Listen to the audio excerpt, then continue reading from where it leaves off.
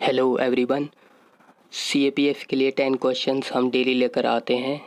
आज है 17 जुलाई 2021। एग्ज़ाम हमारा काफ़ी नज़दीक है, तो अब आप नया पढ़ना छोड़ दें और रिवीजन स्टार्ट कर दें। जो भी आपने पढ़ा है उसे पूरा रिवाइज करना शुरू कर दें और क्वेश्चंस ज़्यादा से ज़्यादा लगाएं। एनीवे शुरू करते हैं। Question number 1, choose correct about national livestock mission. National livestock mission के बारे में करेक्ट बताना है। This mission is formulated with the objective of sustainable development of livestock sector. It has commenced from 1976। नहीं, 1976 में ये शुरू नहीं हुआ था, तो ए सही हो जाएगा, केवल ए सही होगा। The national livestock mission has commenced from 2014-15। 2014-15 से ये शुरू किया गया। Mission is formulated with the objective of sustainable development of livestock sector, focusing on improving availability of quality feed and fodder. Which of the following is defense public sector undertakings? इनमें से कौन सा defence PSU है? A. Hindustan aeronautics limited, B. Bharat dynamics limited, both या none? तो ये दोनों ही defence public sector undertakings हैं। There are 9 central public sector undertakings under the administrative control of Department of Defense Production, Ministry of Defense। तो 9 central public sector undertaking है department of defence production के अंदर। एक, Hindustan aeronautics limited, Bharat electronics limited, Bharat earth movers limited, Bharat dynamics limited, Mishra Dhatu Nigam limited, Mazagon dock ship builders limited, garden reach ship builders and engineers limited, Goa shipyard limited and Hindustan shipyard limited. तो ये 9 defence public sector undertaking है, एक बार हमने पढ़ लिए। Under which one of the following union ministry does the genetic engineering approval committee work? तो GEAC genetic engineering approval committee किस ministry के अंदर काम करती है? तो ये काम करती है ministry of environment and forest.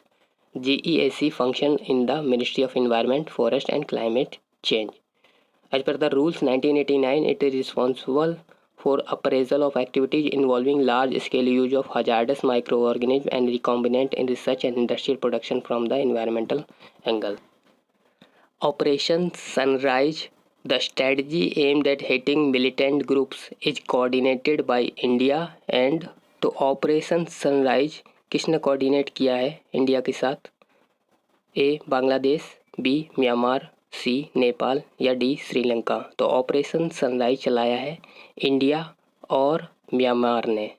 India Myanmar border पर मिलिटेंट ग्रुप्स जो एक्टिव हैं उनको साफ करने के लिए ये ऑपरेशन सनराइज कंडक्ट किया जाता है। The first phase of operation sunrise conducted along the Indo Myanmar border, during which the Indian army targeted members of Arakan army, जो कि एक इंसर्जेंट ग्रुप है म्यांमार में, जो कि अपोज कर रहे थे कालादान प्रोजेक्ट को। In operation sunrise 2 the armies coordinated with each other to bust camp of militant outputs. इसमें से अलग अलग ये मिलिटेंट जैसे कि national socialist council of Nagaland और united liberation front of Assam, इनको ख़त्म करने के लिए ये ऑपरेशन सनराइज 2 चलाया। और अब म्यांमार आर्मी ने ऑपरेशन सनराइज 3 शुरू कर दिया है to crack down various insurgent group जो कि इंडो म्यांमार बॉर्डर पर एक्टिव हैं। ठीक है, तो ऑपरेशन सनराइज हम ध्यान रखेंगे इंडिया और म्यांमार। सुभाष चंद्र बोस आपदा प्रबंधन पुरस्कार is awarded by which union ministry? तो सुभाष चंद्र बोस आपदा प्रबंधन पुरस्कार किस मिनिस्ट्री के द्वारा दिया जाता है? ये दिया जाता है ministry of home affairs. The union ministry of home affairs presents the Subhash Chandra Bose Aapda Prabandhan Puraskar award. Which actor has been chosen by UNICEF to advocate for promoting rights of children? तो किस एक्टर को चुना गया है यूनिसेफ के द्वारा एडवोकेट करने के लिए प्रोमोटिंग राइट्स ऑफ चिल्ड्रन? तो ये चुना गया है आयुष्मान खुराना को। UNICEF India chosen Indian actor Ayushman Khurrana as a celebrity to advocate its child rights campaign named For Every Child। तो For Every Child कैंपेन के लिए इनको चुना गया है। शोभा Naidu who recently passed away was associated with which profession? शोभा नायडू जिनकी death हो चुकी है वो क्या थी? एक सिंगर थी, डांसर, सितार प्लेयर या पेंटर? तो ये एक डांसर थी शोभा Naidu.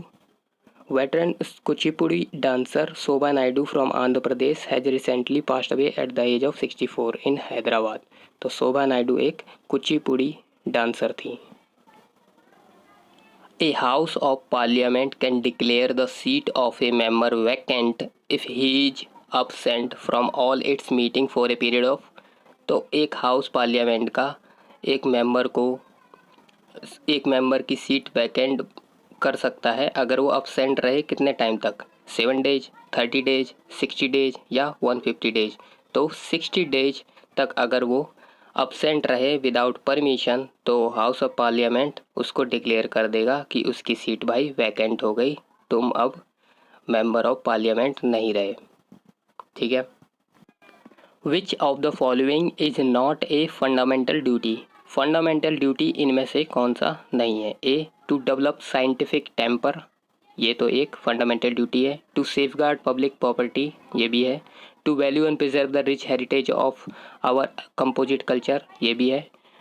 And to promote equal justice, तो टू प्रमोट इक्वल जस्टिस तो एक डायरेक्टिव प्रिंसिपल है, फंडामेंटल ड्यूटी नहीं है। The idea of fundamental duty inspired from Russia. These were incorporated in part 4A। Part 4A में ये दिए गए हैं कॉन्स्टिट्यूशन में। 42nd कॉन्स्टिट्यूशन अमेंडमेंट एक्ट के थ्रू ये लाए गए थे और रिकमेंडेशन दी थी स्वरण सिंह कमेटी ने।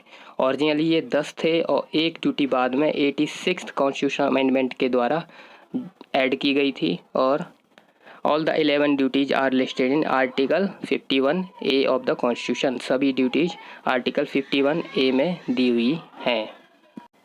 Last question, Sukinda mine is known for. Sukinda mine जानी जाती है क्रोमाइट के लिए, तो Sukinda mine is known for chromite. Sukinda is a town in Jajpur district, Orissa.